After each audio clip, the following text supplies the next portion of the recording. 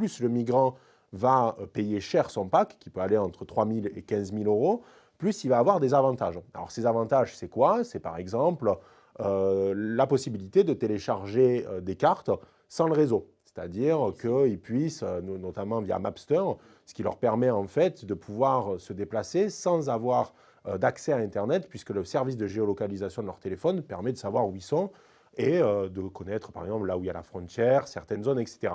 Ils ont également l'adresse de toutes les ONG locales qui peuvent les aider durant leur traversée, donc les centres, les ONG, des populations sur place qui peuvent les aider, les contacts de chauffeurs de taxi, etc., etc. Ensuite, il y a le pack de cartes SIM. Ça, c'est quand même le nerf de la guerre. Pourquoi? Parce que les Balkans, c'est beaucoup de pays, donc ils vont traverser plusieurs frontières. Et comme vous le savez, dès qu'on traverse la frontière d'un pays, on change de réseau, puisqu'il y a un nouvel opérateur, etc. Donc, ce que l'on retrouvait systématiquement au niveau donc, des frontières, c'était par terre des cartes SIM, puisque qu'est-ce qu'ils faisaient? Ils avaient leur pack de cartes SIM qu'ils avaient récupéré donc, avant le périple.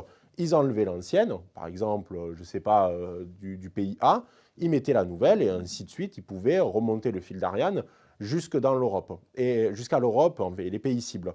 Et ce qui était fascinant, et c'est ce que nous expliquaient les migrants, c'est qu'il y a tellement, on pourrait dire, une bonne organisation au niveau de The Game que les migrants nous expliquaient que ce n'est pas grave, ça pouvait durer 1 mois, 2 mois, 3 mois. Dans tous les cas, quoi qu'il arrive, s'ils décidaient de persister, ils finiraient par arriver dans leur pays cible parce que ce qu'on a constaté, c'est que systématiquement, les frontières extérieures étaient plutôt bien protégées. Il y avait quand même une volonté de bien faire.